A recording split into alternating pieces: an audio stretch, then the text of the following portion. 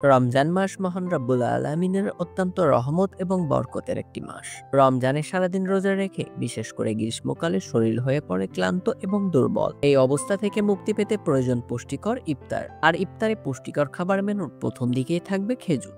রোজায় খেজুরের উপকারিতার কথা বলে শেষ করা কঠিন। খেজুরে আছে প্রচুর পরিমাণে vitamin A, vitamin C, vitamin K, sodium, potassium, calcium, iron, manganese, zinc, phosphorus সহ নানা রকম স্বাস্থ্যকর উপাদান। আজকের ভিডিওতে আমরা আলোচনা করতে যাচ্ছি খেজুরের প্রধান কিছু উপকারিতা সম্পর্কে। আশা করি আজকের ভিডিওটি আপনার জীবনে অনেক উপকারে আসবে, তাই ভিডিওটি না টেনে সম্পূর্ণ ভিডিওটি দেখার অনুরোধ করা হলো। আর মূল ভিডিওটি শুরু করার আগে অনুরোধ করব, আপনি যদি আলো ছায়া চ্যানেলে নতুন হয়ে থাকেন তাহলে চ্যানেলটি সাবস্ক্রাইব করে পাশে থাকা বেল আইকনে একটা ক্লিক করুন।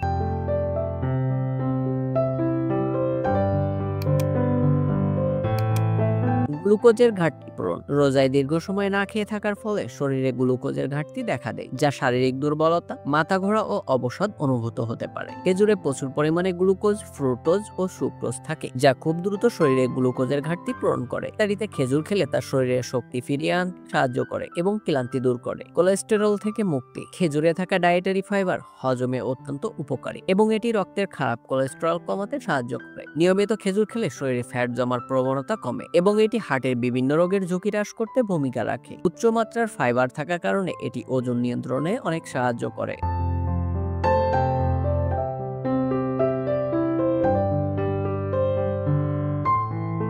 রোগ প্রতিরোধকারী অ্যান্টিঅক্সিডেন্ট। খেজুরে সাধারণত 3 ধরনের গুরুত্বপূর্ণ অ্যান্টিঅক্সিডেন্ট থাকে, যেমন ফ্লাভোনেড, ক্যারোটিনেড এবং ফেনোলিক অ্যাসিড থাকে। এই উপাদানগুলো শরীরের কোষগুলিকে ক্ষতিকর ফ্রি র্যাডিক্যাল ক্ষতি থেকে রক্ষা করে। এটি ডায়াবেটিক্স, হার্টের রোগ এবং ক্যান্সারের ঝুঁকি কমাতে সহায়তা করে। পাশাপাশি ক্যারোটিনেড দৃষ্টিশক্তি বৃদ্ধিতে ভূমিকা রাখে। শুষ্ক কাশি দূর করে। খেজুর প্রাকৃতিকভাবে অ্যান্টি ইনফ্ল্যামেটরি বৈশিষ্ট্যপূর্ণ, যা শ্বাসতন্ত্রের সংক্রমণ রোধে সহায়তা করে। এটি কফ ও শুষ্ক কাশি দূর করতে কার্যকর ভূমিকা রেখে থাকে। নিয়মিত খেজুর খেলে ফুসফুসের প্রদাহ কমে এবং এজমা, যা শ্বাসকষ্টজনিত সমস্যার উপকার পাওয়া যায়। খেজুর গরম পানিতে ভিজিয়ে খেলে শ্বাসতন্ত্রের আরামবোধ হয়। শক্তির যোগানদাতা। খেজুরে প্রচুর পরিমাণে প্রাকৃতিক শর্করা থাকে, যা দ্রুত শরীরের শক্তি যোগাতে সাহায্য করে। এতে থাকা গ্লুকোজ ও ফ্রুক্টোজ মেটাবলিজম বাড়িয়ে ক্লান্তি দূর করে। বিশেষ করে রোজা শেষে ইফতারিতে খেজুর খেলে তার শরীরের শক্তি পুনরুদ্ধার করে এবং শারীরিক দুর্বলতা দূর করতে কার্যকর ভূমিকা রাখে। ক্যালসিয়ামের উৎস। খেজুর ক্যালসিয়ামের একটি সমৃদ্ধ উৎস, যা হাড় ও দাঁতের গঠন মজবুত করতে সাহায্য করে। নিয়মিত খেজুর খেলে হাড়ের ঘনত্ব বৃদ্ধি পায় এবং এর মাধ্যমে হাড় ক্ষয়জনিত সমস্যার প্রতিরোধ হয়ে থাকে। এছাড়াও এতে থাকা ম্যাগনেসিয়াম হাড়ের গঠন শক্তিশালী করে এবং দাঁতের ক্ষয়রোধে সাহায্য করে।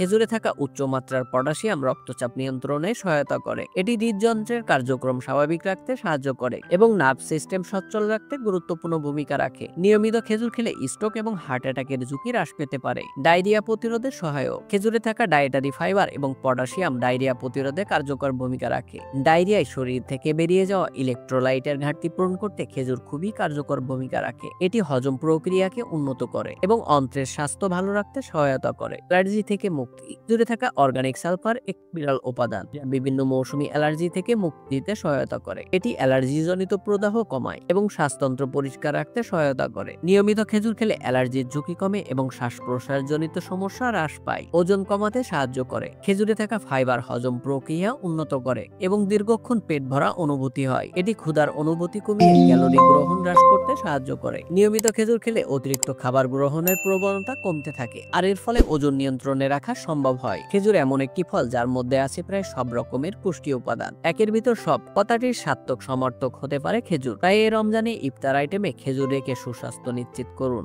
বন্ধুরা, খেজুরের পুষ্টিগুণ সম্পর্কে জেনে আপনার যদি উপকার হয়ে থাকে তাহলে কমেন্ট বক্সে জানাতে ভুলবেন না। আর আলো ছায়া চ্যানেলে পরবর্তীতে কোন কোন বিষয়ের উপর ভিডিও দেখতে চান অথবা আপনার যদি কোনো বিষয়ে পছন্দ থাকে সেটা এখনই কমেন্ট বক্সে জানিয়ে দিন। দেখা হবে পরবর্তী ভিডিওতে নতুন কোনো আলোচিত বিষয় নিয়ে। ততক্ষণ পর্যন্ত ভালো থাকবেন, সুস্থ থাকবেন। ধন্যবাদ সবাইকে।